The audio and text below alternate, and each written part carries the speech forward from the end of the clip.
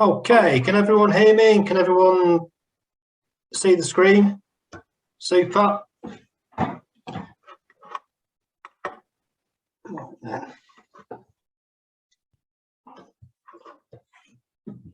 Okay, so prior to my present career as a research scientist and settling down in one place, I used to do a lot of travelling, and this included several trips to the Antarctic starting in 2000, which was, it seems like a very long time ago now. So this evening I'm going to predominantly cover a single trip over the southern summer of 2010 to 2011 from start to finish. This was one of my latter trips and also included the first and only running of the Halley Marathon and how this came to be held. So we'll get a little bit of running and even one mountain, although that unfortunately wasn't in the Antarctic. However, apologies to those who wanted to talk all about running, or mostly just be in the last few minutes. That's because when I left for this trip, I didn't really have much interest in running, bar a couple of deerstalker events in the borders. So this was quite an epiphany for me. So how on earth did I end up in the Antarctic? Well, I'd done a ski season in 1998, 99, and rather than come back and settle down, I wanted to go and work somewhere even colder and more off the beaten track. So when my boss, and at the time I was working in Cheltenham, pointed out an advert in the Hotel and Caterer, I jumped at the chance and then, somewhat surprisingly, landed the job. So in November 2000, I left for my first trip with Alan, that's the chap on the right, also a new recruit.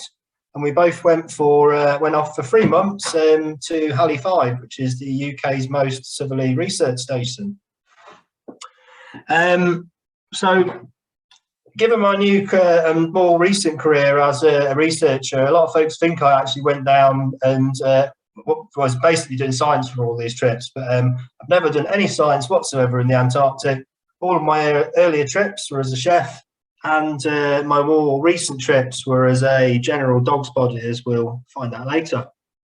But while we're talking about science, the reason we all go down to Halley is to support scientists and the scientific programme that continues down there.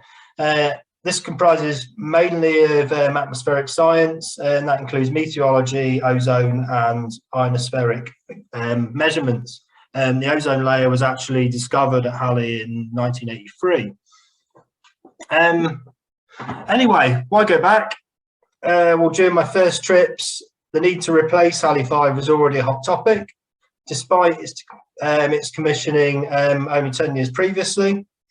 The reason for this is that Halley is located on an ice shelf, meaning there's constant surface movement and snow accumulation, which is blown in from the inner continent.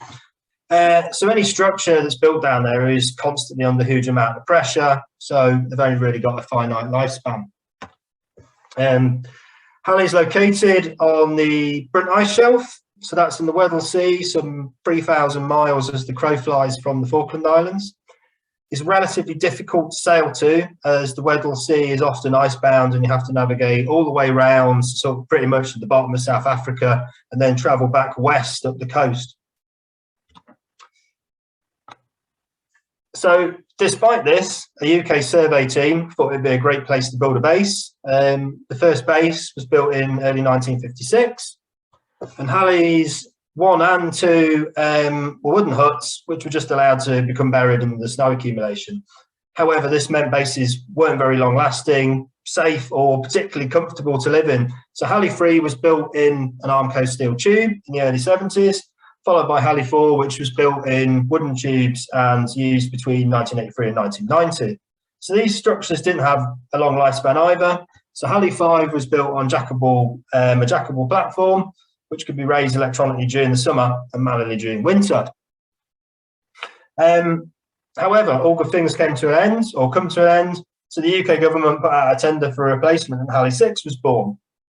So the winning bid was a design that envisaged the base would be movable, with modules on skis and the ability to raise the buildings above the snow level, using powered hydraulic legs that were actually housed within the modules. So I'd always had a little yearning to return, but this became considerably more acute when Halley 6 construction started. I've also got to confess that I was a little bit skint after finishing my bachelor's degree and paying for our wedding. And an Antarctic contract pays considerably more than most graduate jobs. Thus, after getting permission from Laura, my wife, I signed up for a summer trip as a base assistant and field camp manager. So at the start of November, I left London for the first leg to Cape Town. Now, an Antarctic expedition really does start from the moment you turn up at the airport, as the travelling to and from can often be the most interesting part. This year was certainly no exception. So there are many different routes for input into Halley, most involving travel through South America. However, our early input meant flying was the only option, and the only outfit that could fly those numbers onto the ice departed from the wonderful Cape Town. So because the aeroplane onto the ice needed a detailed payload, we all had an induction, weigh-in, and then baggage drop 48 hours before takeoff. So we had a full 2 days to explore, although there is always the risk that you get pulled to the airport early if we're ever allowed. This meant the opportunity to hike up Table Mountain. So this was the only hill climbing I'd be doing for a few months. So after a great couple of days, we boarded this massive Russian cargo transport at midnight for the trip onto the ice. The reason for this rather unsavoury start is you need to land in early morning, the coldest part of the day, despite the 24-hour sunlight. This is because you really don't want a thin film of water on the ice when you're landing in a plane that size. The crew had learnt that from experience. The Aleutian IL-76 is particularly well suited to this kind of thing due to its high payload and short takeoff distance, but most importantly, its outrageously strong landing gear. So, after 5 hours, we landed on the ice at a runway called Blue One. Luckily, we had an unexpected 2-day stopover to look forward to. Now, Novolazaevskaya is a truly strange place, even by Antarctic standards. Part Soviet-era base and part tourist attraction. It comes complete with Alpine-style huts and a Russian banya. You even got a certificate for visiting the banya, and visit we did. For those of you who haven't experienced the banya, it's like a sauna, but you also get beaten with sticks while being plied with industrial alcohol masquerading as vodka.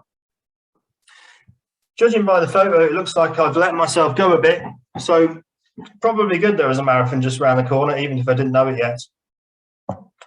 Being a tourist block was rather comfortable, but we still got the base's food, which was truly awful, and the only alternative seemed to be a very large supply of custard creams. So this was also the launch point for many expeditions, like these chaps on the right, who are off to the South Pole. Despite appearances, that's not Mark on the right. Anyway, after 2 days, it was our turn to fly with a planned journey straight through to Halley. And our ride this time round was a ski-equipped DC-3. And these are sort of 1950s airframes, but they're modified with turboprop engines made by a company called Basler. So the plan was to hop straight to Halley. However, the weather had other ideas. Fog came in at Halley, and we had to divert to Sanity, which is a South African base where we could land. This is actually quite common in the Antarctic, having to suffer detours like this. However, fog was also coming in to Sanity as well. And as it's perched on the top of a nunatak, the pilots decided to land about 5 kilometres away on ungroomed snow, as opposed to the skiway that was there. This is the closest I've ever come to crash landing in an aeroplane, and the only time I've ever been told to brace on a flight. Turns out this was very good advice. The South Africans were waiting with a box full of cold beer, and this was quite pleasing, as it was definitely the first time I've ever been given a beer just for getting off the plane. It's also the first time I generally needed a stiff drink when disembarking, so no complaints.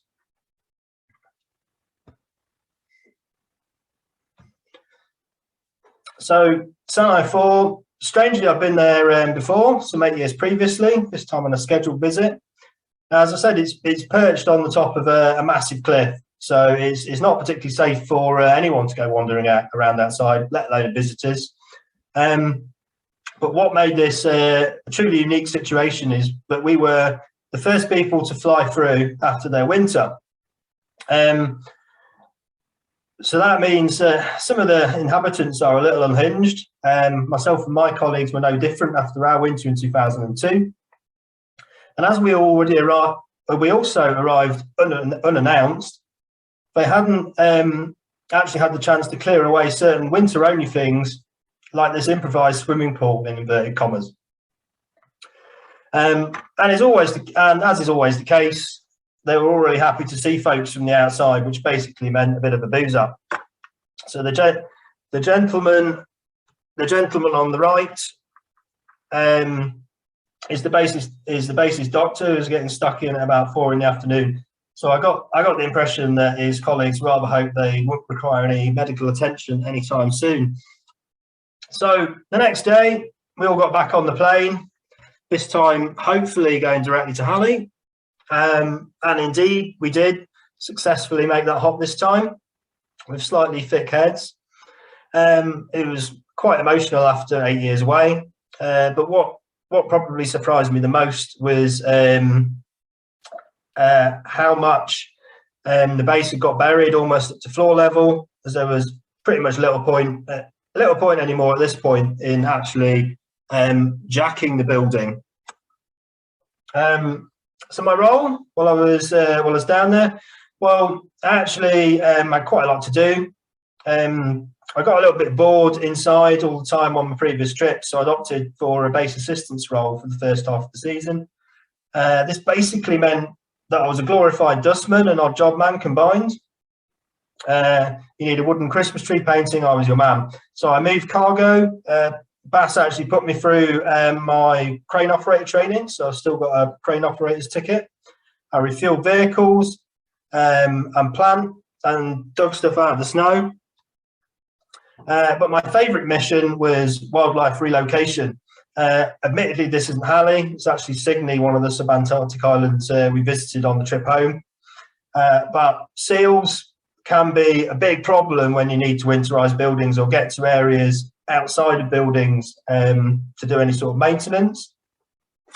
But if someone had told me I'd be getting paid to move elephant seals by banging an ore drum lid with a hammer, I wouldn't have believed them. But when you go down south, you really could be asked to do literally anything. And if this animal looks a little bit distressed, it's not half as distressed as yourself facing down a 1-ton seal armed with what is essentially a bin lid.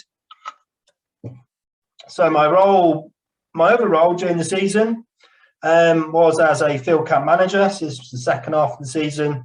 The construction team needed a remote camp so folks could prepare the site prior to the modules being brought from the Halley 5 site.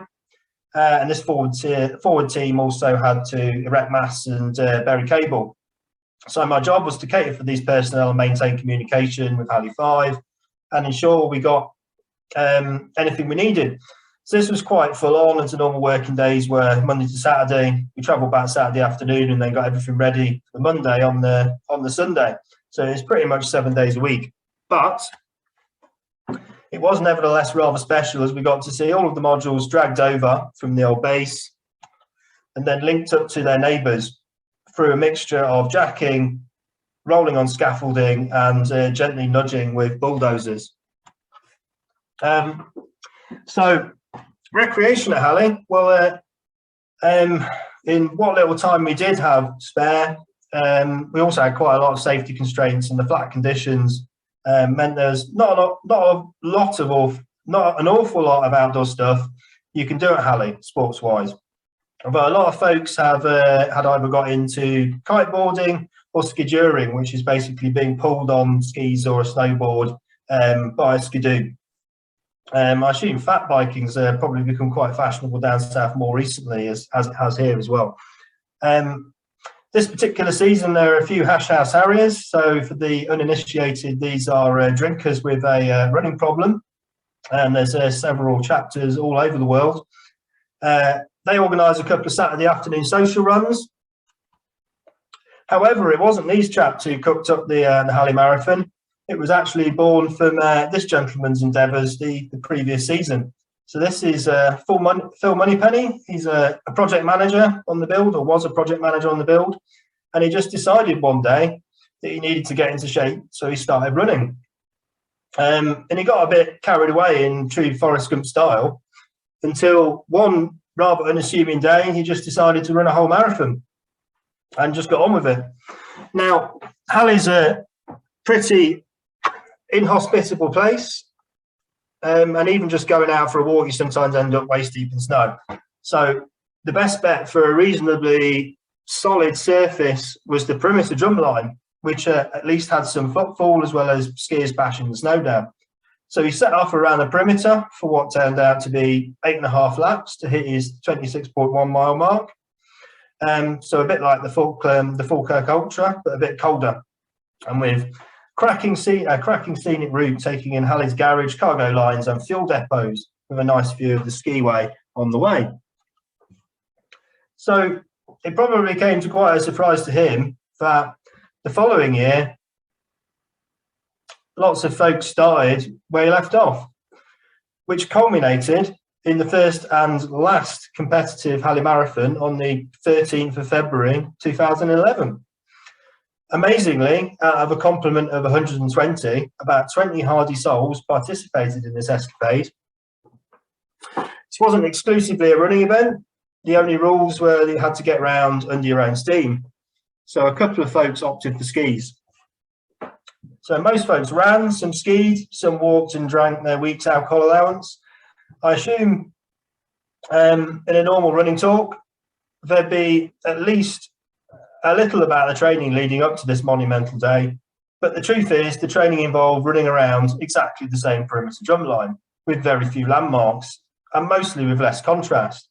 So considering the race day was probably one of the finest days of the season and a positively balmy -10 degrees centigrade, I thought it'd be a bit more beneficial just to stick a few more slides of the trip down to better utilise my slot. So I think I also need to touch on why I'm wearing a shirt that appears to be a caricature of have a caricature of Groucho Marx on it. We're encouraged to bring fancy dress stuff down, and I originally bought this from Armstrong's for the legendary Edinburgh Vegas night. But why am I wearing it for a marathon in the Antarctic? And the truth is, I'm really not sure myself anymore. My only guess is it must have been my wash day. There was a rota for us using the washing machines, and maybe my day was most likely going to be Sunday, as that was the only day I was on base. And our employers were notoriously frugal with their supply of kit. Thus, a lot of my more orthodox outdoor layers were likely in the wash. Nevertheless, I do recall that it made quite a good additional thinny layer. So after 4.5 hours, I limped over the line, a respectable third. The winner was our base leader, Matt, who did no training, finished in 3.5 hours and was back in his office before anyone else even crossed the line. So one of those guys. But hats off to him and to everyone else who did it purely just to take part and say they'd done the distance on the ice. And to the folks providing all the hot tea and flapjacks as we went round. To my knowledge, everyone who started completed the distance, which was a pretty incredible feat, given that we were all working 60-ish hours a week, and we'd be back at work at 7:30 the next morning. So after a couple more weeks, it was time to go home. This time by ship on the RRS James Clark Ross. We had a very brief stop at James Ross Island to pick up some geologists and some geologist rocks. This is my I'm ready to go home now face, worn by most folks after 4 months of 6-day weeks. And after the brief stop at Sydney to do base close down and seal relocation, we were back in the Falklands, and perhaps surprisingly, this is the first penguins in this talk. Well, I think this photo was possibly from an earlier trip. Then we had flight out to Punta Arenas, and then to Santiago in Chile. So finally, one hidden benefit of not much grooming over the preceding months was that you really did look the part if you chanced upon a Viking-themed steak restaurant in Santiago. And with that, it was time for the 14-hour flight back over the Atlantic with my renewed passion for running and my full beard. One of those has endured to this day, while the other lasted some 5 minutes after I got in the front door. Thank you very much for listening.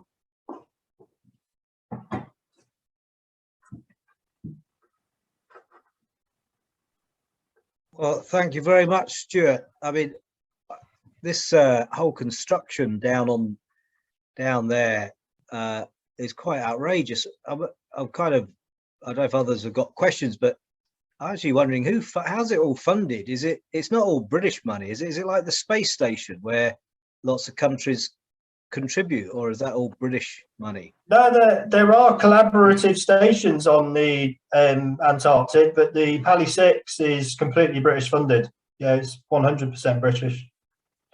So this was all government money. And what was it like to run on the snow? Did they compact it before you ran round? They compacted it the night before. So all the training was basically done on an absolutely horrible terrain. And then they compacted it the night before, which was a godsend because it did make life a lot easier. Brilliant. Does anyone else have any questions for Stuart?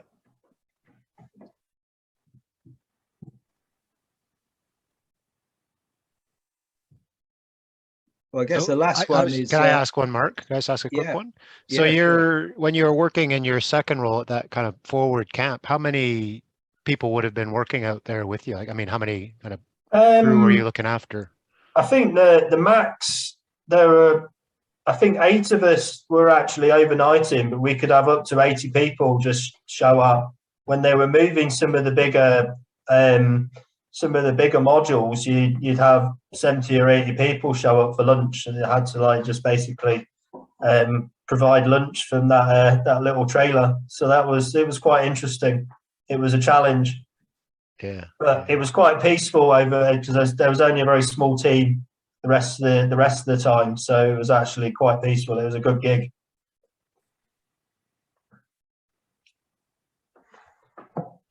I have another question, unless anyone else has got one. So if you think anything up, please ask it. But I mean, how does this place fuel itself or heat itself? Is it all oil or fuel or gas? Unfortunately, it's all diesel. Yeah. So there must be lots of protocols for spillage and stuff, is there? Even if you there's definitely a lot of that in place for spillages these days, but not so much in the past. But yeah, they are very careful. But you would think that they'd have switched over to something a bit cleaner, but unfortunately not. Yeah. And they actually had to close down Halley 6 for, I think, the second half of the winter, and they all moved into the summer accommodation the other year because someone messed up the coolant system on the new generators there. And obviously with the coolant basically leaking out everywhere, all the generators packed up. So they basically had to abandon ship for about 6 months. That's me. Well, thank you very much.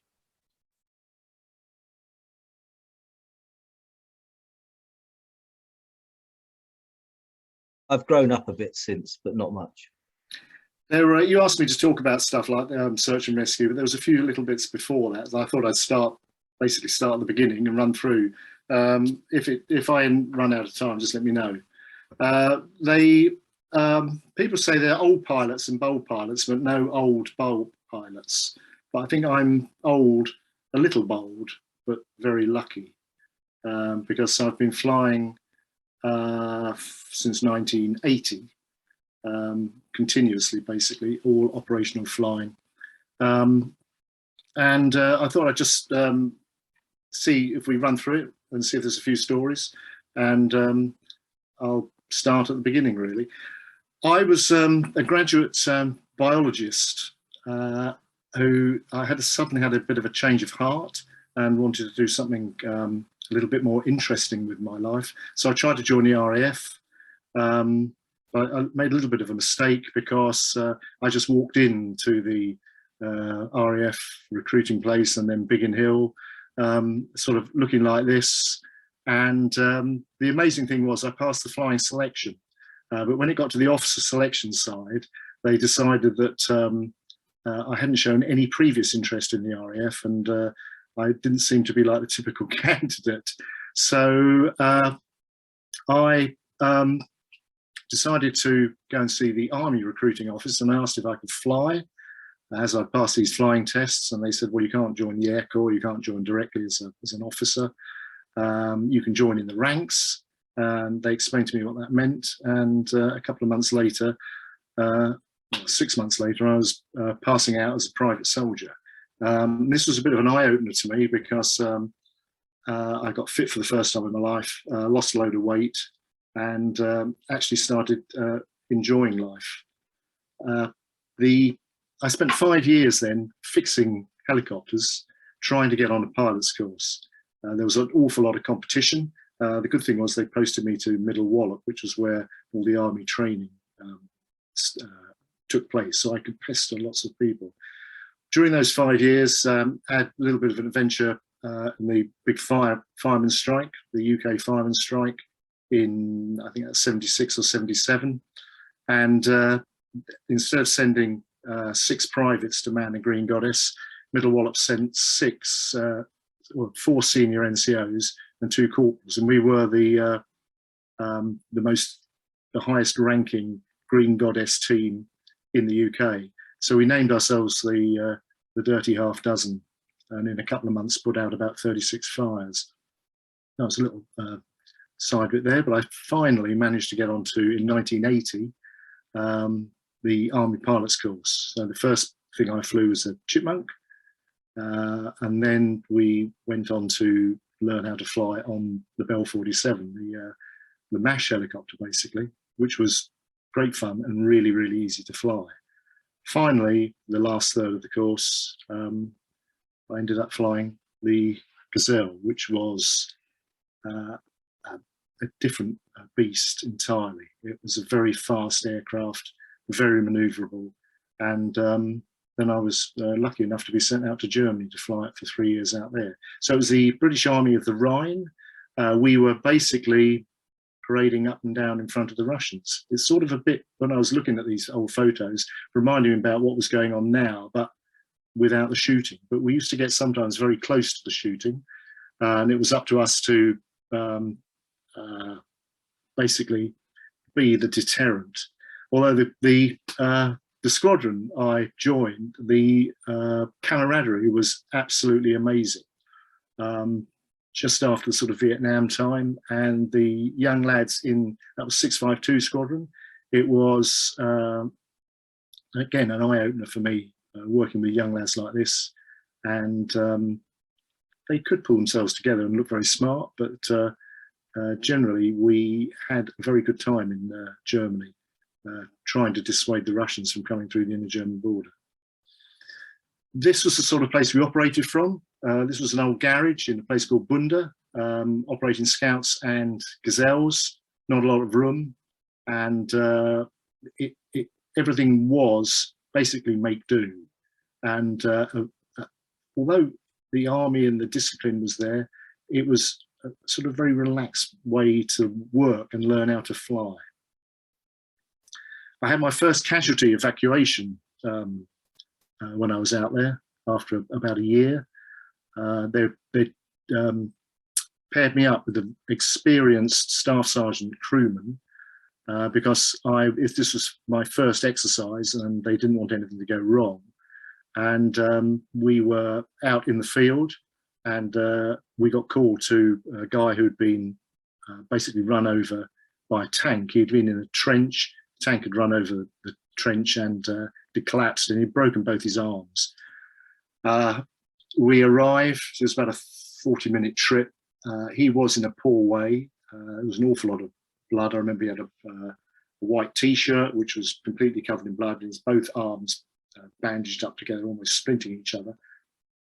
We had to strip the aircraft down on the left-hand side. You have to take the seat out. The crewman's seat had to come out. The crewman wasn't going to fly with me. And we carry a folding splint, a sort of stretcher, and the guy was strapped into that, strapped onto the aircraft right beside me. And then there was a medic behind me, but no crewman. So I'm on my own now. And the crewman said, all you need to fly is this bearing, something like 280, for 25 minutes. And you will arrive at the Army Hospital in a place called Wintown, which I hadn't flown to. So I thought, yeah, no problem. I'm a great map reader. I set off. The guy seemed okay. All he was worried about was the fact that he wasn't going to have the use of either arm, both arms, for several months, and he didn't know how he was going to cope. After about 5 minutes, visibility wasn't really good. Summer in Germany, there was about 5 k's visibility, 5 kilometers visibility in haze. It was always like that. So I reached down to get the map, just to check where I was, and realised that the crewman, had, as well as the seat, had taken the map bag out as well. So I'm flying this casualty, and I've got no maps, nothing in the aircraft. And the aircraft then, there was no GPS.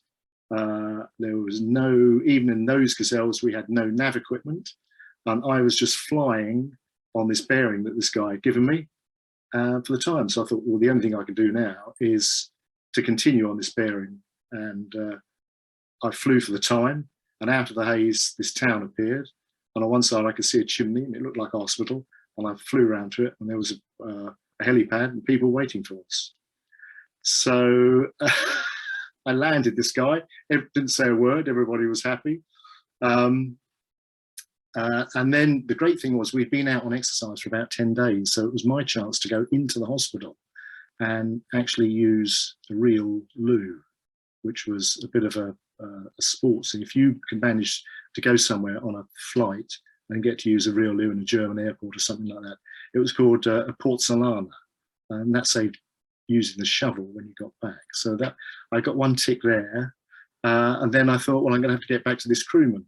So I thought the only thing I can do is fly the opposite bearing. So I got airborne, flew the opposite bearing for the amount of time, just flying over trees basically.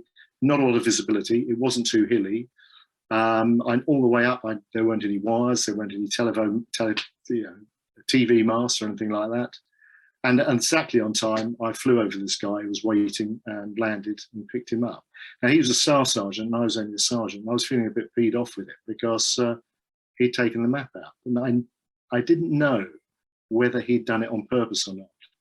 But he said, well done, George. You got there and you got back. And I think you've learned a little bit about navigation. And I said, well, I have actually. And that was it. So that was when walking in the hills or anything like that, and you're walking on those those legs where you're walking. I need to walk on this bearing for 200 meters so that I don't fall down that crag over there. I always think back to that first time when I just flew with this guy with both his broken arms and a red T-shirt. From Germany, this was the start of the Falklands War. So we were in Germany in '82 when the Falklands War kicked off, and they sent most of the aircraft and staff from the UK bases, loaded them up on the ships and sent them south. And then everybody over in Germany started filling in on their jobs back in the UK and in Northern Ireland. So I suddenly found myself in Northern Ireland for 6 months while the Falkland War went on. This is Besbrook, down in Bandit country. And again, it was a sort of, you can see the sort of haphazard way that the Army and some RAF there operated helicopters was really an eye-opener. I had a friend there who was getting a passenger on board. So he was sitting in his Gazelle. The passenger got on board in the left-hand seat and hooked his briefcase up onto the lever, the collective lever, which makes the aircraft take off. And the aircraft took off and turned over in that space and caused a fair amount of damage. that was unlucky for him. The reason I mentioned that was because while we were in Germany, we used to land when we were out flying, if I had a crewman on board and we were flying past a German village, and we saw it had a nice little green, and there was what we would call a Schnellimbiss, a quick snack bar selling bratwurst and chips.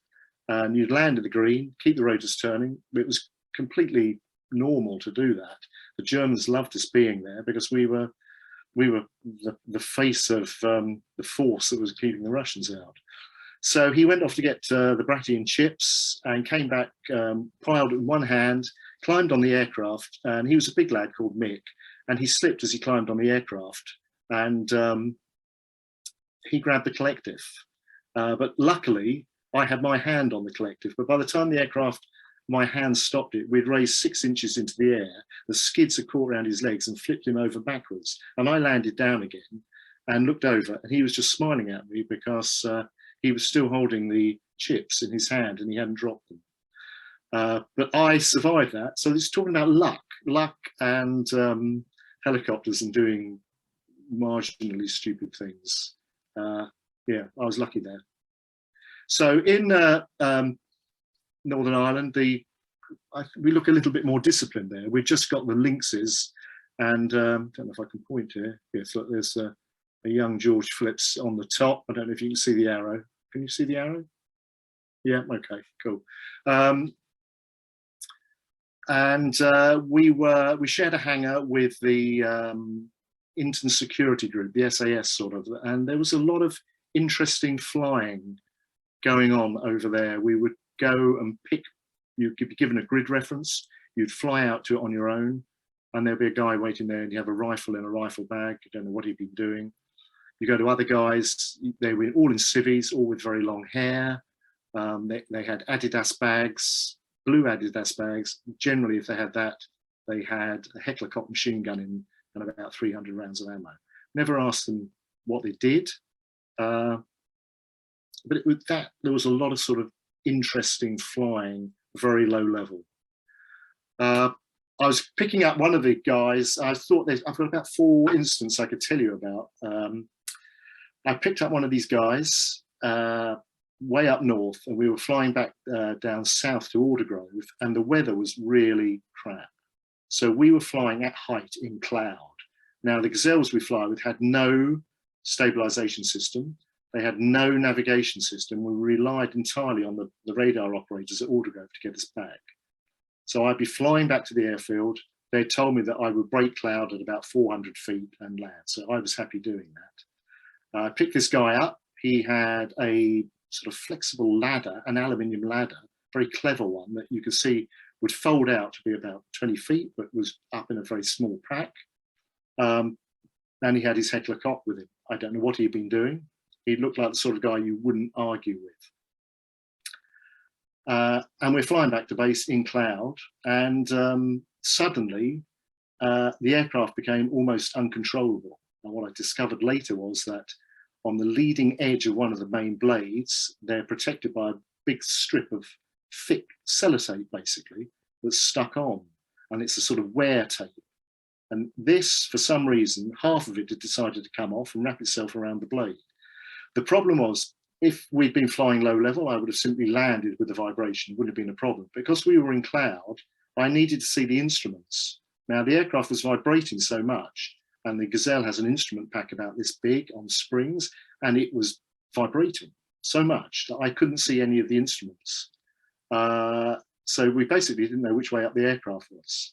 And I put a Mayday call out, the first Mayday call I'd ever put out in my flying career after about 3 years of flying helicopters. And I didn't know what to do. So I just started slowing the aircraft down. And I thought, well, I need to descend because we need to come out of this cloud and try and land. And as I descended, I brought the speed back, and I hit a sort of lull, a harmonic, where the instrument panel stopped vibrating, but the aircraft continued vibrating. So it was about 65 knots or something, about 70 miles an hour. So I kept at that speed, and then the radar brought me in to Aldergrove. We broke cloud, landed, the fire crew were all there. It was all quite exciting. We'd parked near the squadron building and near where the SAS building was. And the guy, I hadn't really paid much attention to him apart from telling him to strap in and be quiet.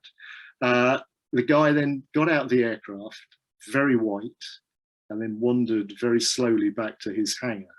And I realized he'd left in the aircraft his ladder, his machine gun, and all his equipment. He was a little bit shocked. So I had to carry this after him. So that was the Blaytabe incident, which was a bit of an eye-opener. Again, I was working with, again, the SAS guys. It's been so long ago now, and I'm sure I can tell you all this stuff. If I get locked up at some stage in the near future, I'll let you know. We were holding back. So there's a couple of gazelles. We're about 5 miles away from an incident that's going on. We don't know what's going on, but we're there in case it all goes wrong, so we can fly forward and pick up these guys quickly if it all got a little bit hot. They don't tell us any more information, but I've got a guy with me and he's listening on his radio, and I'm listening to, it obviously sounds like an OP, an observation position going on somebody's house. And the people are in vehicles around the house. Some of them are in trees, and one of them is in a barn. But the weirdest thing was one of them sounded so strange, this voice, that it was echoey, sounded like he was in a cave. I just was so curious. I had to ask the guy with me where this bloke was. And he sort of looked at me and said, I suppose I can tell you, he's in a washing machine. I said, yeah, what? He said, he's in the washing machine on the back of a lorry looking at this house. So I thought, okay, yeah, it would sound like you were in a cave. And we were just talking about OPs, and suddenly it all got a little bit dodgy because the guy in the barn had fallen through the roof and had broken his leg, and we needed to pull these guys out. And I was sent forward to pick up the guy with the broken leg and landed forward at the position I'd been given. And the two guys shoved this bloke literally into the back of the aircraft, and his leg had been splintered with his machine gun, with the shoulder harness pulled out, so it made it a little bit longer.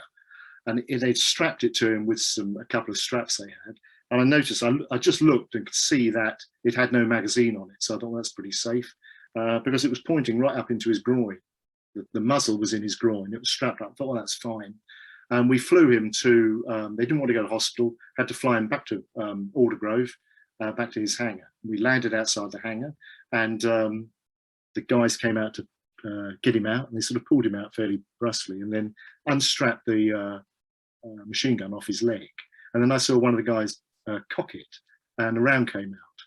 So they'd taken the magazine off, but this guy had been splintered with a Heckler-Koch machine gun with a round up the spout, and anything would happen, he just knocked the safety off. He just would have, you know, it would have been a cheerio sayonara. So that was interesting. That was his luck rather than my luck. Another quick one, the booby trap body. We were again tasked from Aldergrove to go to a sports arena where there was a body lying in the middle of the football pitch, almost right on the centre spot. And everyone decided it was a booby trap, and it was mined. There would be a command wire, and when the soldiers went in to clear it, it would be blown up. And so we were asked to examine from height to see whether we could see any command wires. I didn't really want to go below 500 feet, and there was not a lot we could see, but there was a clear route in and out of this arena. It was near a place called Lurgan. It was quite a brand new arena, and you could dip in one side and out the other. There were just sort of low stands along each side. And I said to the crewman, I said, if we go flat out, and I can drop right down to about 5 feet above the body, I'll put it on your side. You can have a look for the wires as we go past, and then we'll go out again. And no, they won't realise what's going on, and we'll clear it before anybody knows. So I thought, well, I can't tell anybody on the radio because someone will be bound to pick it up and know what we're doing. So we just did it. We dove in. I put it down on the crewman's side. We went over the guide about 3 feet, shot up, climbed up to 1,000 feet, came round and stopped to the hover. And The crewman said, there's no wires. There was no wires, nothing. It was just a dead body lying in the middle of the pitch. And we're looking at it. And I said, I'm just going to go down to 500 feet. We dropped down. And because we've got no cameras at this stage, everything's done with binoculars. This was before the times with the police cameras and stuff like that. So we're eyeballing this guy who sits up, the dead body, sits up, rubs his eyes, gets up and staggers off the pitch because he'd been drunk and had just fallen asleep in the middle of the football pitch. So I just said, called on the radio and said, hello, Zero, this is Alpha 1-2. The dead body has just got up and walked away. Over. And there's like silence. That could have been, I don't know, it could have been interesting. I will finish, sorry, just one more story of Ireland. The ration box. Another obs and recce, we would fly 2 gazelles out of Belfast. There was always a gazelle hovering over Belfast at about 2,000 feet. You'd hover for about an hour and a half before you were getting low on fuel. Your oppo would come up beside you. You would be here. You would dip away and fly away. So after about 4 months, you're getting a bit bored. This guy would come up. We would sit there like that, and someone would just dip the nose down. And then he'd get back to base and he'd say, I got 60 degrees nose down that time. And it became a bit of a game. So we were going to 60 degrees. The next time you were on shift doing that, guy come up, you'd go, oh, I got 90 degrees. So we got to 90 degrees, and the next record to go was for like 120 degrees. And that was my turn with the guy on board from, we call them Muppets, the Inton security guy, long-haired, machine guns. They said they would always kill us if we had to crash land because it would be better than being caught and taken away. I don't know, I like that. But anyway, that day I'd flown the aircraft not from its the helipad in the city. I'd flown from Aldergrove, and I had the rations on the back seat, strapped in. I checked the rations, all securely strapped round the side. The top was sellotaped over, or bodge taped over. I thought that's fair enough. That's going to be pretty secure. It's not going to go anywhere if I bunt down. So as we bunted down that time, we came to take over, as I got to 120 degrees, I thought the actual perspex canopy had broken. What I didn't know was that the bodge tape had come apart in the heat, the cardboard box had opened up, and the tray of 24 eggs, which were on the top of the rations, had all come past my shoulder and splattered completely all over the cockpit. I mean, the complete cockpit was covered in scrambled egg. You could just see through a few gaps. And so I had to then land at the city landing pad and start cleaning the stuff before any of the engineers spotted it. We managed that. The other guy wasn't interested. He just thought it was really amusing. But there was some interesting cleaning going on. But everyone for about 2 weeks afterwards complained about that particular gazelle because it smelled when it got hot. So again, no, yeah, not very bold, but a bit lucky. Perhaps that's why I left the army. I don't know. After I tried to stay in, I'd had my 3 years flying, and I was attached from being an engineer, a REME engineer, and the Air Corps said, well, we've got no room for any more NCO pilots. And so I asked to become an officer in the Air Corps, and was basically told that wanting to fly was a negative attitude for an army officer. So I took some holiday and went to back to the RAF and said, look, not only have I passed the flying test, I'm now a pilot. And they said, oh, we'll have you this time. So I ended up having to tell the Air Corps that I'd gone and been selected for the RAF while I was on leave. They didn't really like that very much, but they couldn't stop me going. The upshot of it was, though, that I got to Cranwell to do my officer training, and the RAF commissioned me the day I arrived, but the army wouldn't release me until I'd been there for 6 months. So I ended up being a flight lieutenant in the RAF and a sergeant in the army at the same time for 6 months. I don't know how many other people did that. I got paid twice, but I did have to pay all the army pay back. They sent me then to search and rescue training and to fly the Wessex, and they sent me to Chivenor in North Devon. And I thought I was a good pilot, but the standard that you had to hover the search and rescue aircraft to, and the preciseness was a bit of an eye-opener. And I had to work hard for a bit, but I got the hang of it in the end.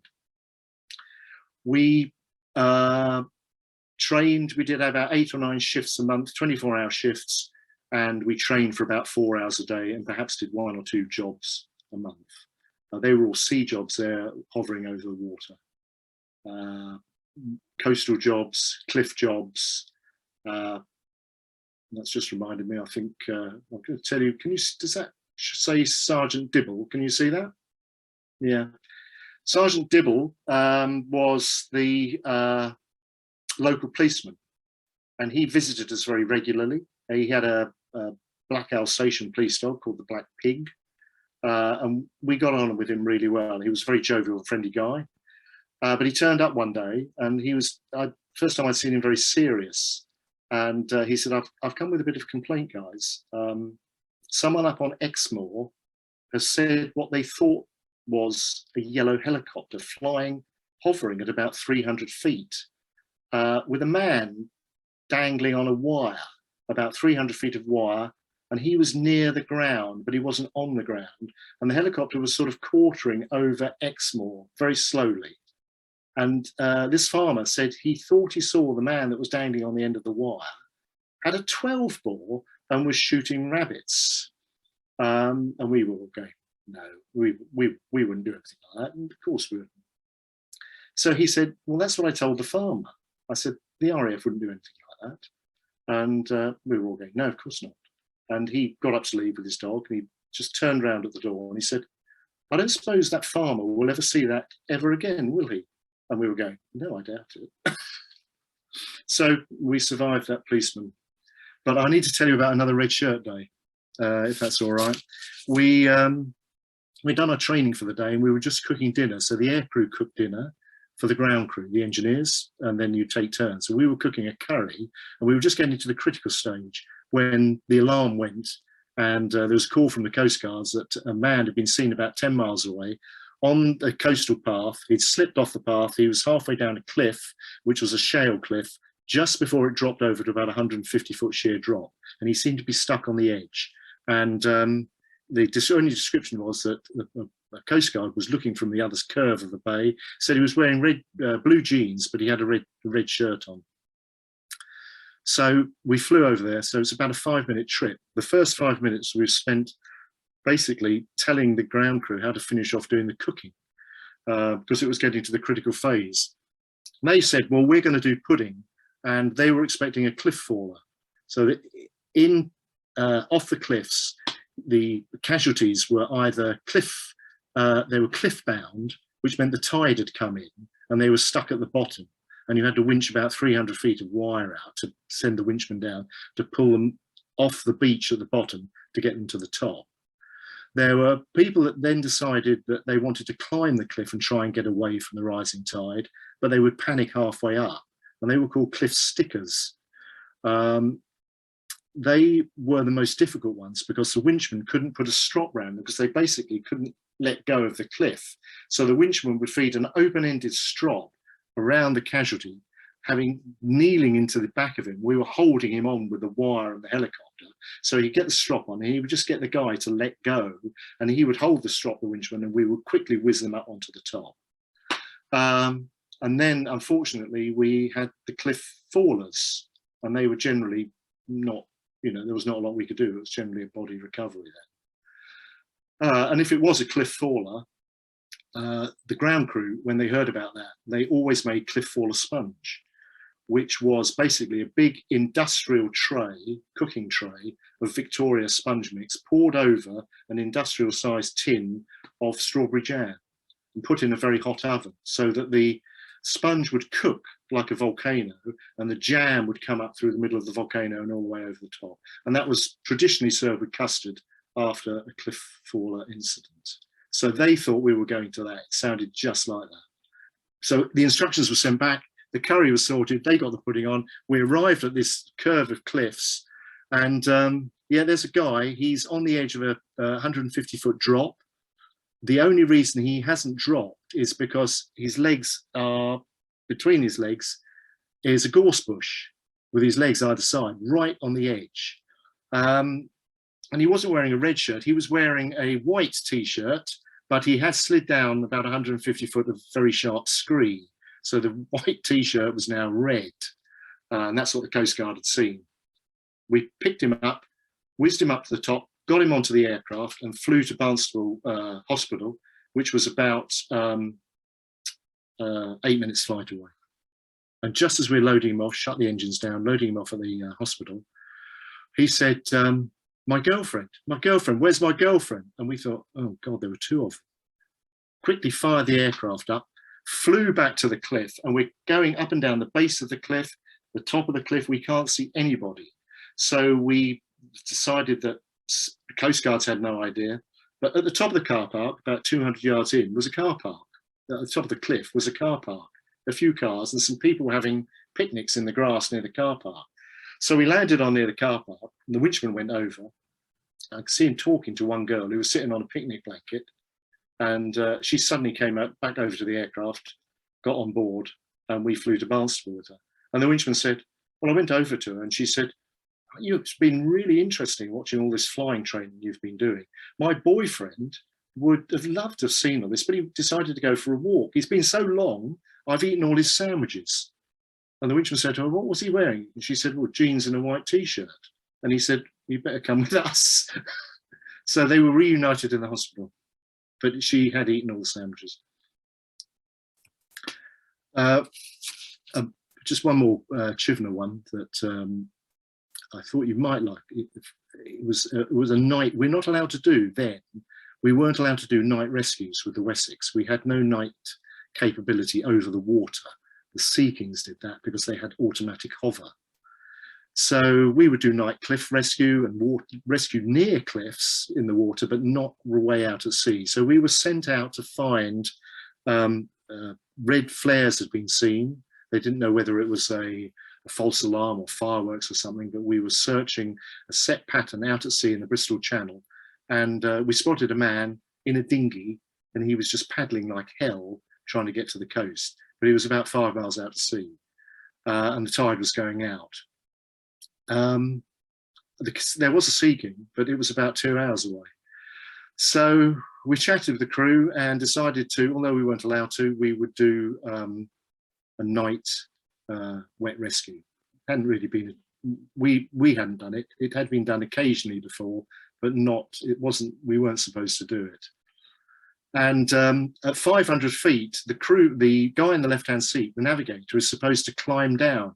He's in the Wessex, he would stand up and there were steps under his seat. He would fold the seat up and there were steps under the seat, and he would step down into the cabin so that he could operate the winch. Well, we decided not to do that at 500 feet, but to do it when we got to the sea level for safety reasons, because he could monitor the radar altimeter to make sure I didn't go into the sea. Because there's nothing stopping this aircraft going into the sea apart from me flying it. No automatic holds or automatic pilot, anything like that.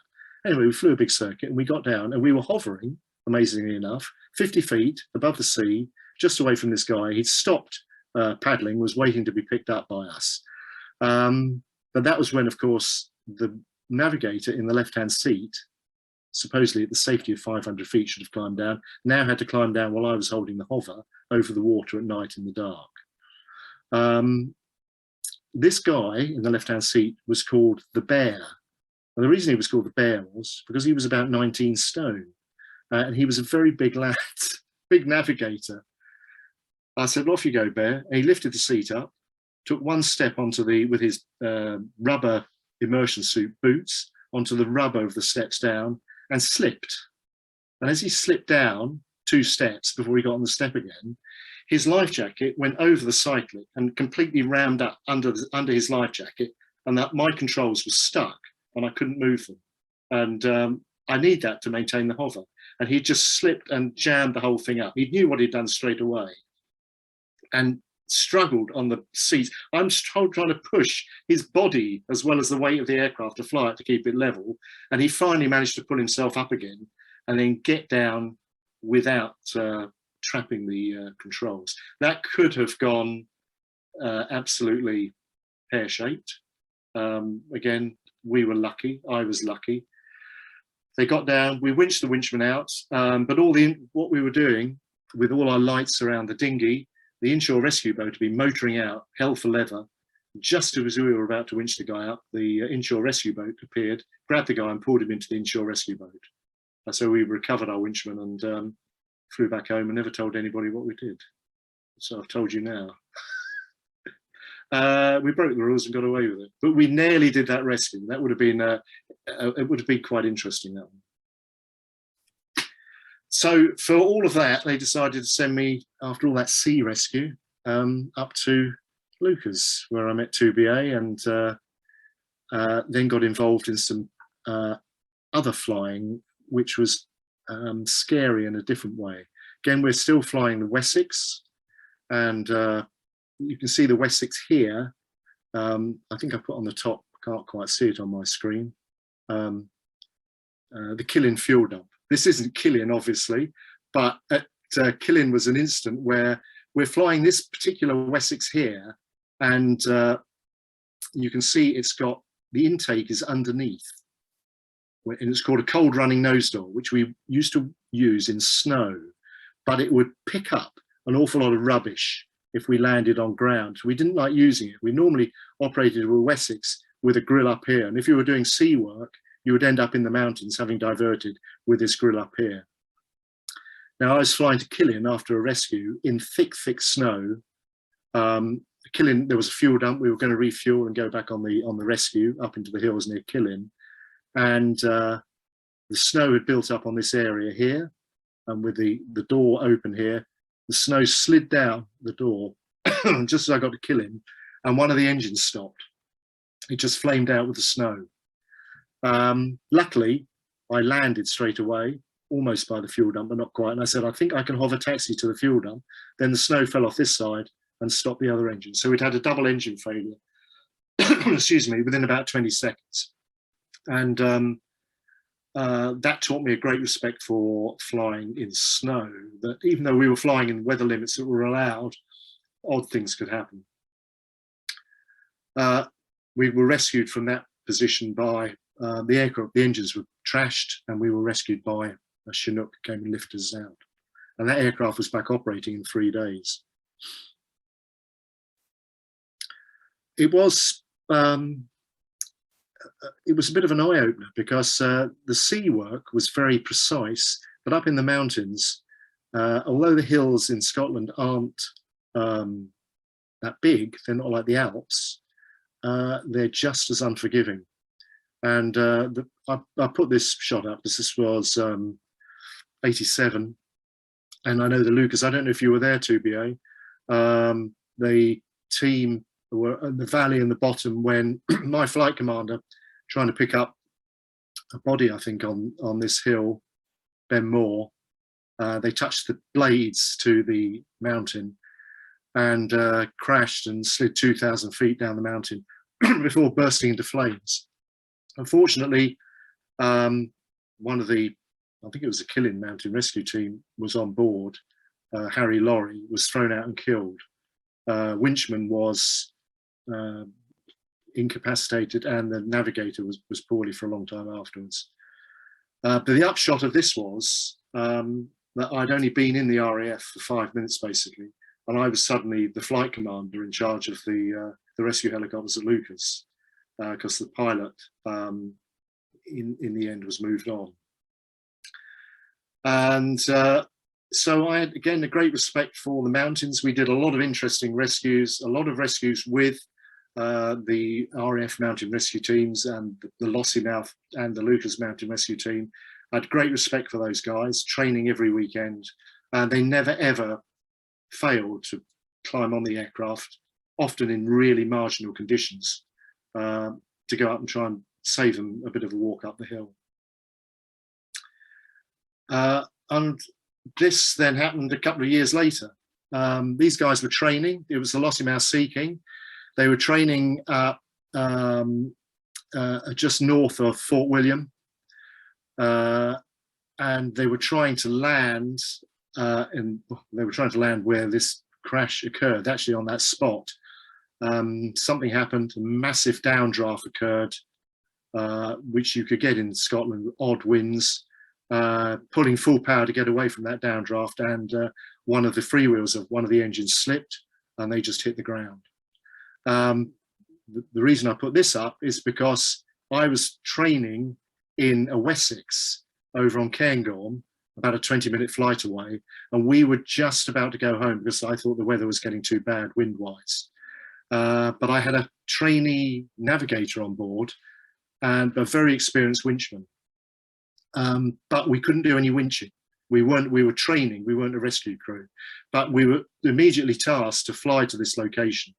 And it was very easy to find because all I could hear was multiple rescue beacons going off, which meant people had pulled their distress beacons on their life jackets, and they were bouncing around all over the place on the indicator. It sounded like there were many, many casualties. And as we flew and I saw this yellow, basically smashed up banana lying on the cliff, and I've got to go and land beside it, and I'm thinking, well, it was really windy, and I think I know why they crashed, possibly, but we need to get down there and see if there are any survivors. And Martin Ring, young sergeant, he's leaning out the door. I said, I can see nowhere to land that's flat enough to land. And he said, I can.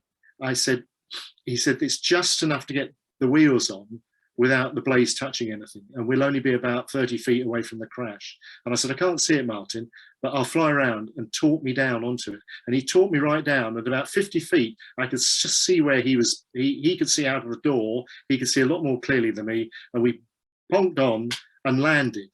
And the view was a little bit further down than this. And I looked in at the instrument panel because the aircraft was shaking like anything. And the airspeed indicator, although I was on the ground and the aircraft wasn't moving, was just holding and then dropping down through 60 knots. So there'd been a gust of about 70 miles an hour. And I looked up, and this sponson, whoops, sorry guys, this sponson, quite a big thing, just lifted up in the air and blew away down the hill. And Martin had got out, he'd got over, and there was actually no one in the crashed aircraft. They'd all got away from the aircraft and were walking down the hill. None of them were injured, apart from the commander, a guy called Paul Redfern, who'd cut his head. They were extremely, extremely lucky. But he was the flight commander. He was also going on to be the squadron commander very shortly afterwards. And when at the Board of Inquiry, I told them about the wind conditions at this site, but it was never mentioned in the Board of Inquiry. It was just put down to a mechanical failure. But I was glad that Martin was with me, because he got me down to a landing. He and I went, Martin and I went a few months later to a trawler that had brought up in World War II mine, you know, the classic mine, round thing with all the spikes on, about 8 feet tall, and it was sitting at the front of a trawler, right on the bow of the trawler when we got to it. We're just on the edge of the range of the Wessex. We had 2 guys on board, 2 bomb disposal team from the Navy, who were going to check whether the mine was, you know, dangerous or not. And we dropped one guy down, and we were hovering literally only about daylight, you know, about 100 feet away from the ship. And he walked to the front, and I said, "What's he doing to Martin?" Martin said, "He's looking at the mine." "Oh, he's given a thumbs up. It must be all right." And then his oppo, who was in the aircraft, still said, "No, that means it's live."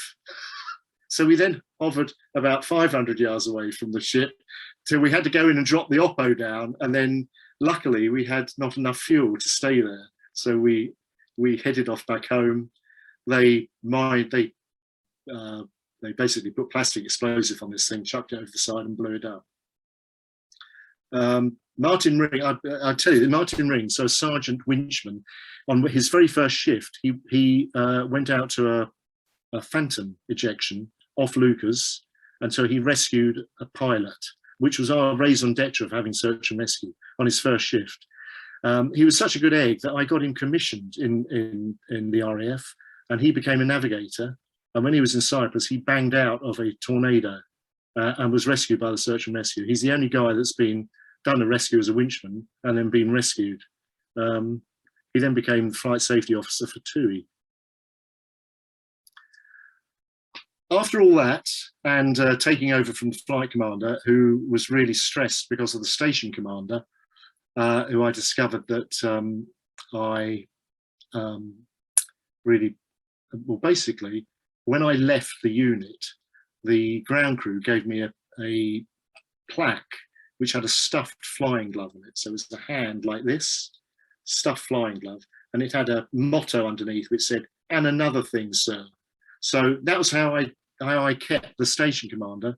2BA might remember him. You're not allowed to say his name. It was a Scottish name. The Scottish, can't remember his name. Bagnall, I've said it now. Things are going to go wrong.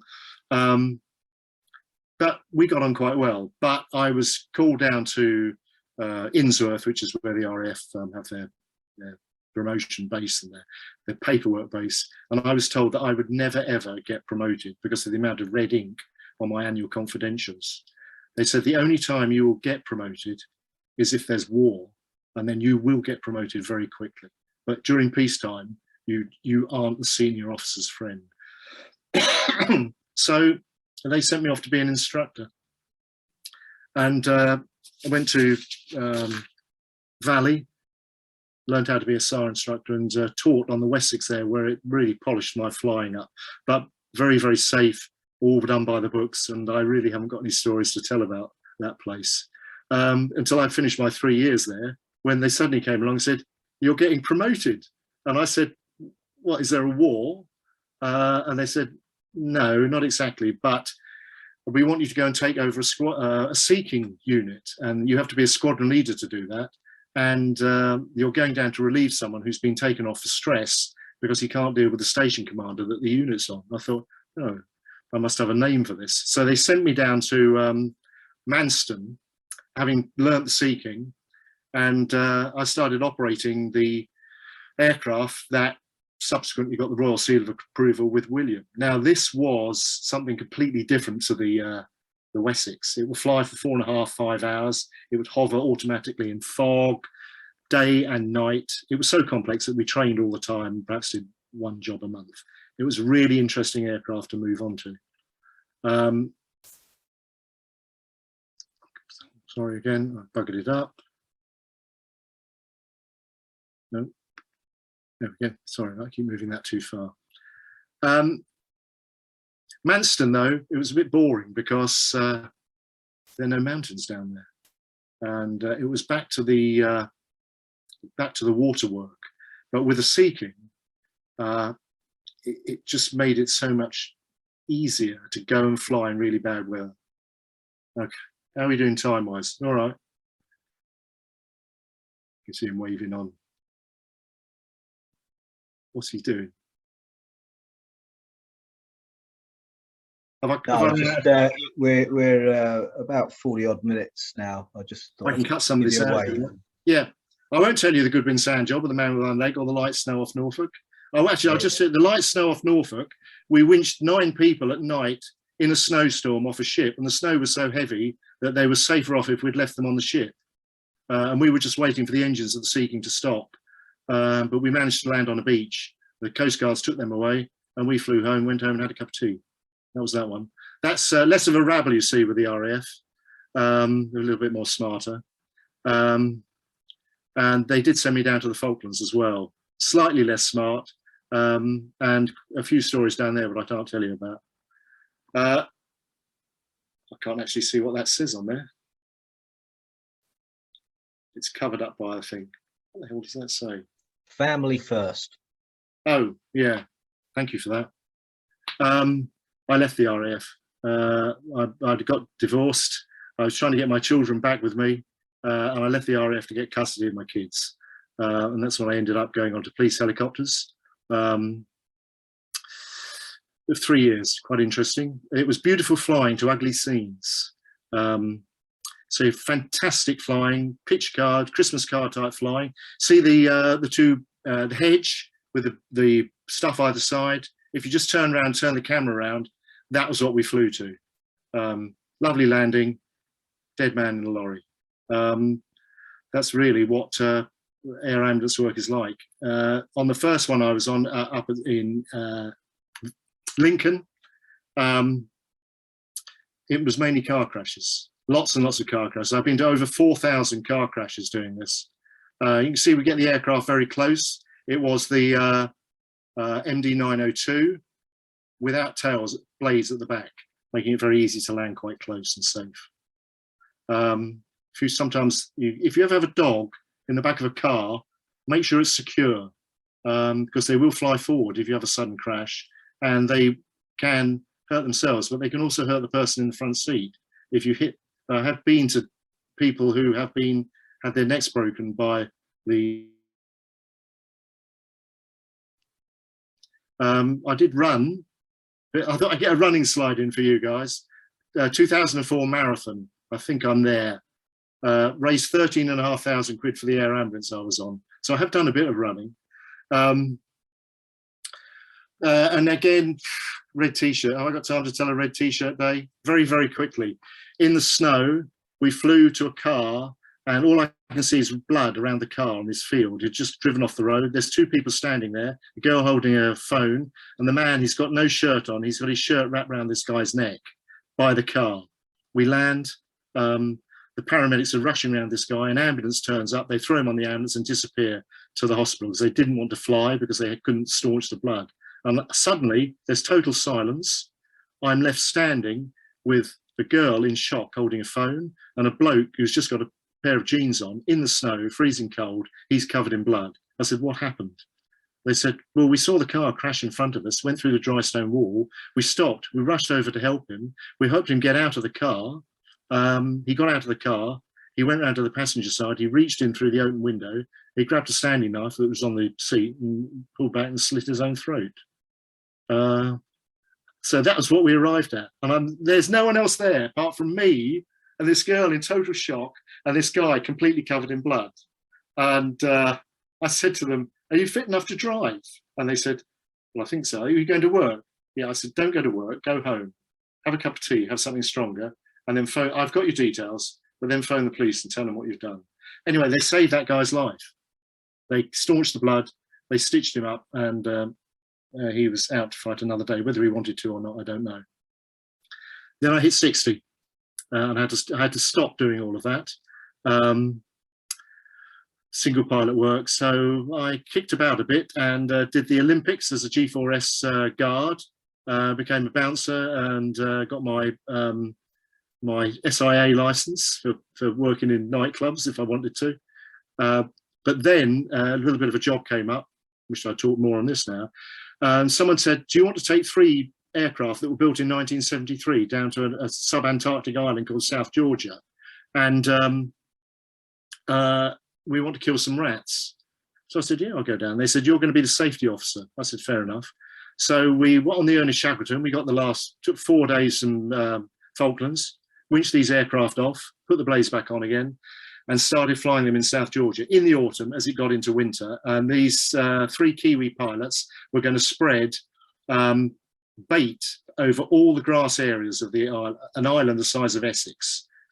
We had to set up camps all around the island where we were going to stay. Sometimes it was horrible, sometimes it was lovely.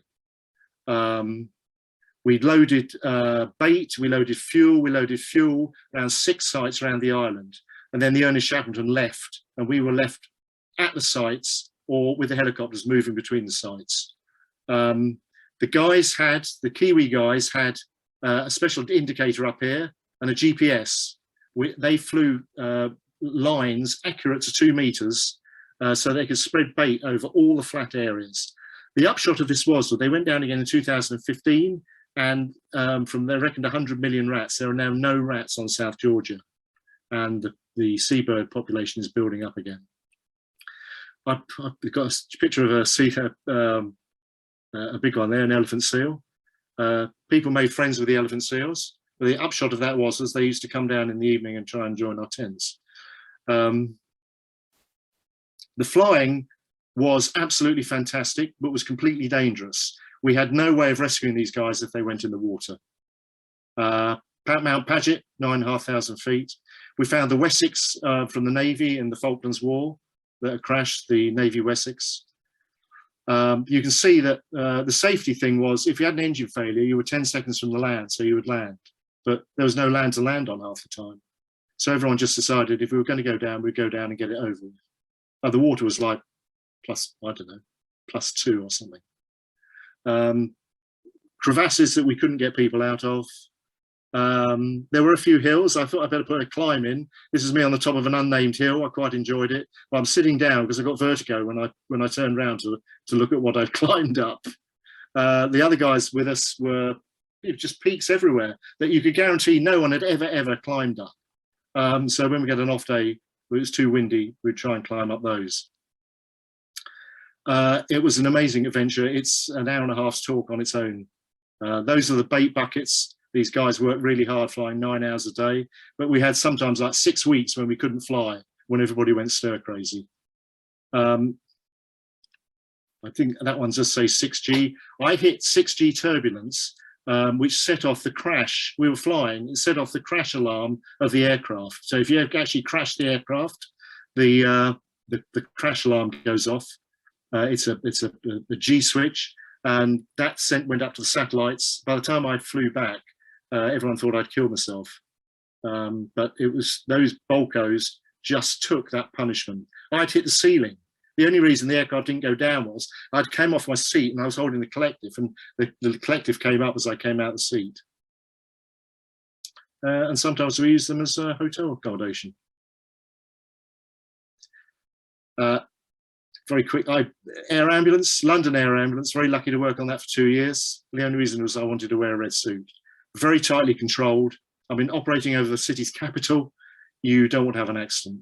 I've got no stories to tell about that, apart from some really dodgy, tight landings. It was a real honour to be able to work with that air ambulance for a couple of years. I thoroughly enjoyed that. On an aircraft I've been flying for 20 years as well. Then Magpass offered me a job, 4 of us basically, 3 ex-policemen and me, to sit in the left-hand seat and be crewmen. Absolutely state-of-the-art, Italian, no dials or anything, all done on TV screens and computers. Amazing aircraft to fly. Sometimes a bit confusing. There's always a doctor on board and consultant anaesthetist and an advanced trained paramedic. That's a setup picture, obviously, for advertising. We lifted quite a few COVID people in 2021, separated the cockpit from the cabin. These guys in full PPE, flying COVID positive people around the country to spread out the load, basically, when hospitals were just running out of beds. That was not dodgy, but we all expected to get COVID, but I haven't had it yet. Just to finally finish, bit of a rush to the end. Could have told you 1 or 2 more, but spent too much time at the beginning. All the air ambulances in the UK, there are 18 air ambulances. They're all charities. There's 25 helicopters. Each one costs a penny a person per week for all the adults in the area. That's all. If you see a pot in the pub, stick your 50p in, you've paid for the year. Obviously, there's lotteries you can join, there's bequests, and there's things like that. It would never be run by the government. They're far too expensive. 3,000 quid a day to run a helicopter. The government would just spend it on something else. But local people like to have their helicopters and prepared to put their money in, the pocket. They put their hands in their pockets for the money. And it means, because this guy's licensed and has to stop at 65. The crewman is an unlicensed position. There's no age limit. I'm just wondering when I ought to give up, but charity has said they're happy for me to continue. I am the oldest crewman, air ambulance crewman in the UK, possibly the world. I haven't had anybody say that I'm not. Thanks a lot. Sorry, I was a bit slow at the beginning. I should have gone a bit quicker, but I hadn't timed to see how long it would take. No, George, I didn't mean to really slow you down, but I've just, time marches on. I mean, yeah, it's an absolutely astounding life. I mean, they say in sport, 10,000 hours and you've mastered something. So you're saying you've done 10,000 hours and I think you said 4,000 car crashes. I don't know, but that was suggests to me. Sorry, that was 4,000 car crashes in 2012. I don't know how many I've done now. Well, it's quite astounding. So it kind of suggests you've probably got the hang of it, you know. My wife says I drive really slowly when their car's coming up to T-junctions. That's the one thing I twitch at. You know, when a car comes up, you can see it coming up in the 9-10 o'clock and they're not slowing down. And they look as if they're not moving in your windscreen, and they slow down right at the very end. That always makes me twitch. That's how you know if an aircraft's going to hit you when you're flying. If you see another aircraft in the window and it's not moving in the window, it's just getting bigger, it's going to hit you. If it's moving across the windscreen, even if it's getting bigger, it's not going to hit you. It's the same for birds. If there's a bird ahead of you, like a kite, a red kite, if it's moving across the screen, the windscreen, you're not going to hit it. You don't have to move. If it just gets bigger, and it takes about 2 seconds to get bigger, you just have to twitch the controls and they'll go one side or the other. Blimey. I haven't had a bird strike yet. I mean, we'll open up to questions, but I guess, I mean, I've had, you mentioned turbulence and things like that. I mean, I've had some outstandingly terrifying flights in a Wessex in Glencoe, where if I'd have been on a roller coaster, it would have been a lot tamer. But I mean, of all these aircraft, do you have one that you would go back to, or is the latest AW169, is that the cream of the crop, or do you think others are better? The 169 is, you know, it's a bit like, if someone said, would you like to have a new car? The state of the art, a Tesla or something like that. But in your heart of hearts, previously, you'd flown, you'd driven, I don't know, some classic, highly powered Land Rover or something like that. No, a four-wheel drive, a very capable car, but without a lot of technology, a bit like the Wessex. And you know, you could, the Wessex for me was the pinnacle of, every time we went up into those hills, we never trained in the weather, that weather. We only trained in good weather. We never really trained at night. And we always went up at night in snow. I think I've realized now I've missed out the Schiehallion story. I'll tell you that another time. That was quite scary. A lot of snow, a lot of darkness, and we blew all our lights, and we had a cadet on board who was dying. That was, yeah, lucky. We got off Schiehallion though. Does anyone else have any questions? I mean, I'm happy to blether all night to George, but anyone got any particular questions? You'll have to open your mics. While people are thinking, there's some chat. There's a lot of people saying, amazing service, thank you very much. And very interesting, terrific, especially South Georgia. I mean, it is worth, George explained a little bit more about South Georgia. I mean, it was about rat infestation, basically killing the bird life. And that whole program was to eradicate the rats that were foreign to South Georgia. It was the largest rat eradication program ever attempted, and it worked. They're going on all around the world. Islands are being cleared of mice, rats, cats, snakes, to get them back to their original fauna. So on South Georgia, there are no mammals, no land mammals. There's seals that sit on the beach, but there are no land mammals, apart from, after the whalers got there, about 500 million rats. They said the rats arriving on South Georgia was a bit like Genghis Khan arriving on the Isle of Wight. They just took over the whole island. Rats can swim for a mile. They can get through a space the size of a 5p. They can live for months without food. We had to eradicate every single rat. There could be no single male or female rat left on that island. And over 3 years, a 6-year period, but three seasons, they achieved it. They've taken dogs down there now. They have sticks with peanut butter in wax and exact GPS positions that they go back to every 6 months to check for teeth marks. There's none. Incredible. So it's literally how the island was in the 1700s before the whalers arrived. Incidentally, those whalers, when they were there, caught the largest animal that has ever existed on the world, larger than any dinosaur skeleton fossil. They caught a blue whale, a female blue whale, that's the largest animal that's ever been recorded, pulled it ashore and cut it up for fat. Now, we were doing that, humans, until the 1960s. It's unbelievable. It's going around those abandoned whaling stations was like the horrors of are terrible.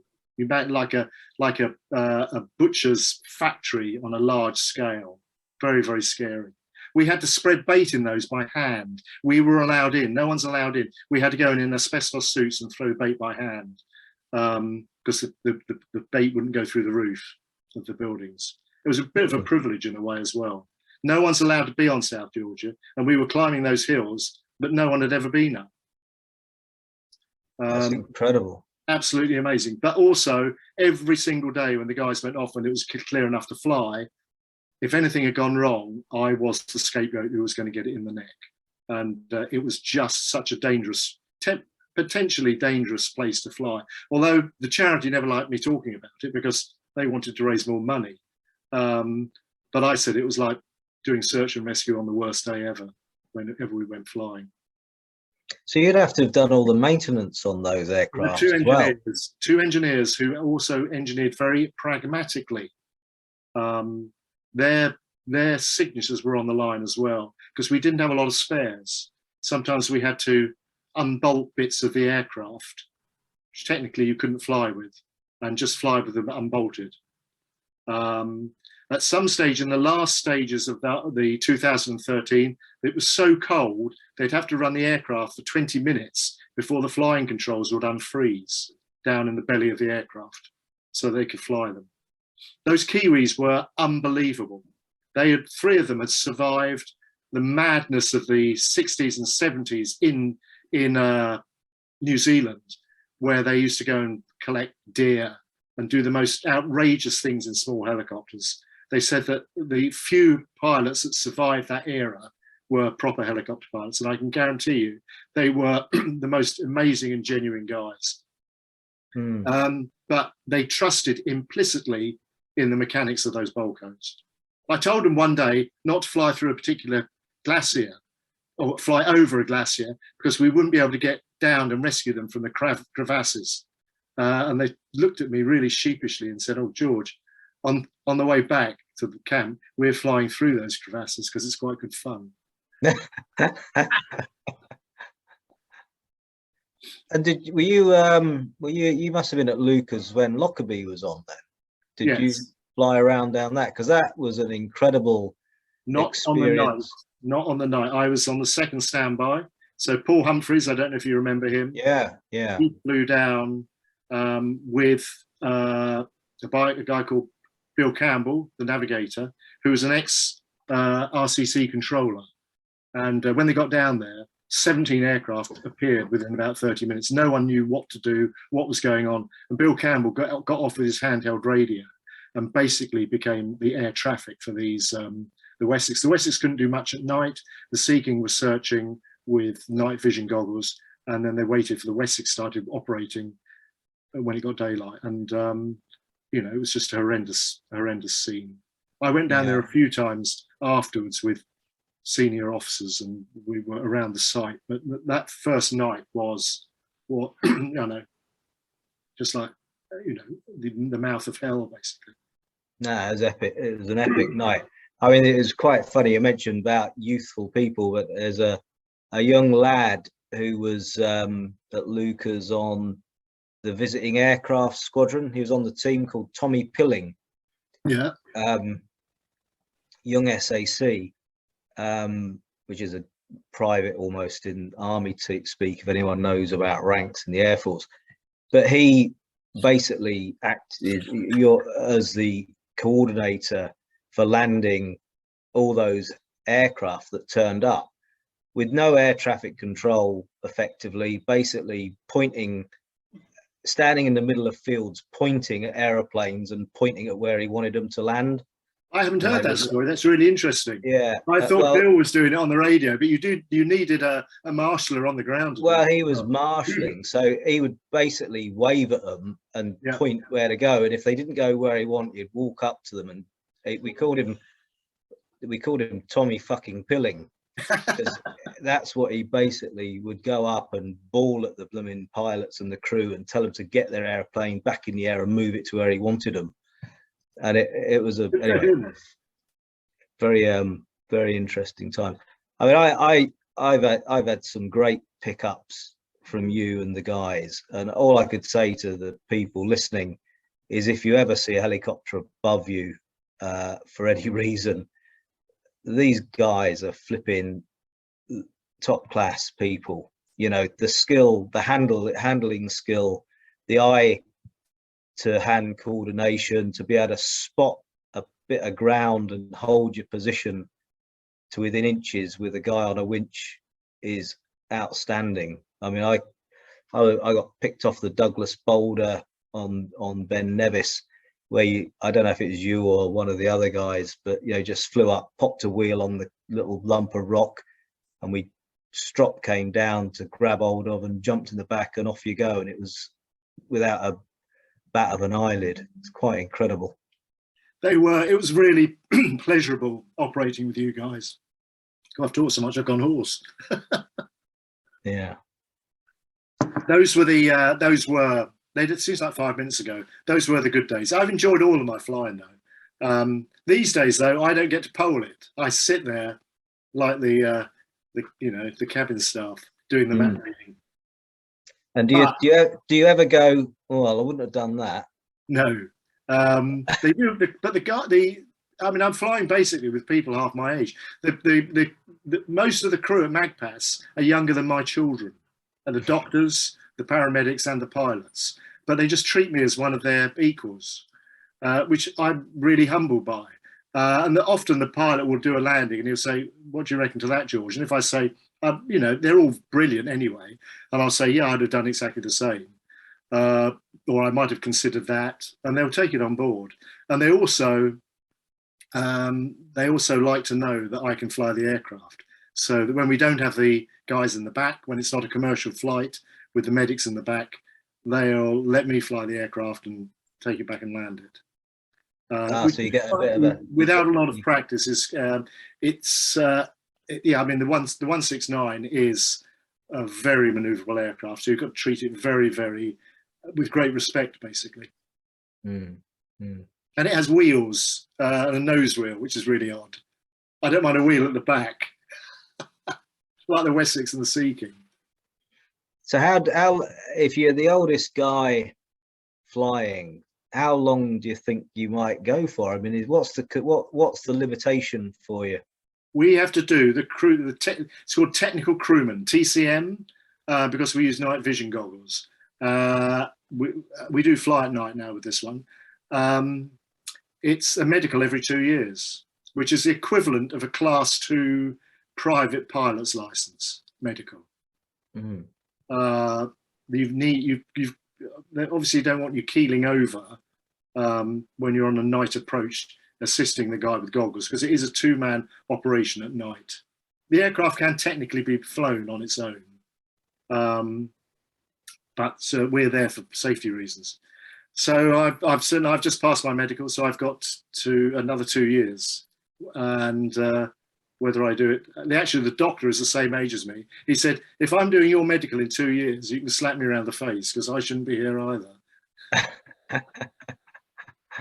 Well, I will remind everyone that's on the call about the charity Magpass, which is, I think, just www.magpass.org. It's on the chat there, to make a donation, because, as I said, you never want this. You might think, what am I worried about, Mid Anglia GP accident service? Well, they're one of a bunch of charities that wouldn't be there without donations, and well, it goes without saying the sort of value you would have if you ever needed them. or any of your family ever needed them. So with the 169, we are covering from York to Southend, Yarmouth to way over in the Peak District.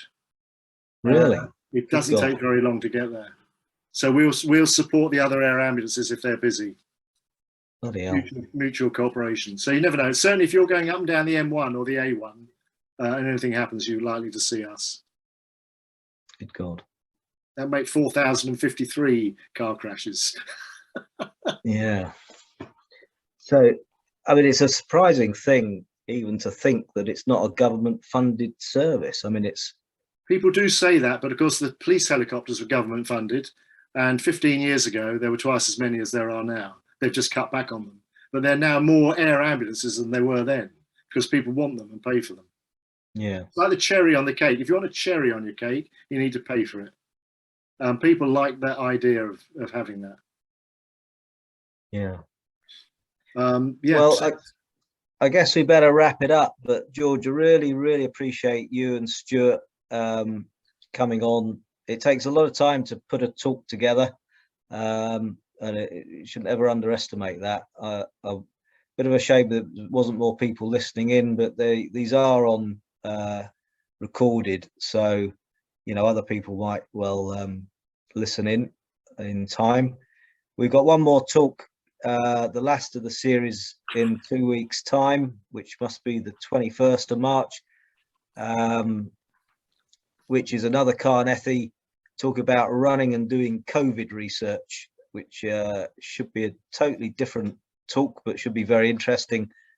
And then we have Sabrina Verger, who, for those of you who don't know, did all the hills in the Lake District in a week, which is a phenomenal thing to do. So